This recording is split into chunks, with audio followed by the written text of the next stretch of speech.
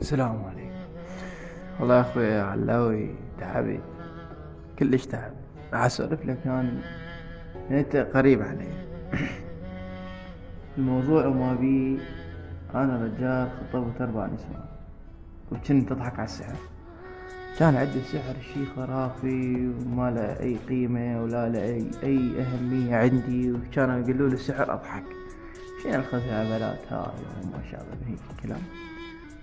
فدرت بي الدنيا والله قرر. خلتني اركض على السحرة واحد واحد. انخطبت 4 مرات. قالوا لي روح السيد. رحت السيد اخذت خيرة. قلت له سيد هيك وهيك السالفة. هو ضحك قال 5 مرات. قلت له والمشكلة انه اني الحمد لله وشكر متعين وبيد الله ميسرها علينا. قال مربوط ديالك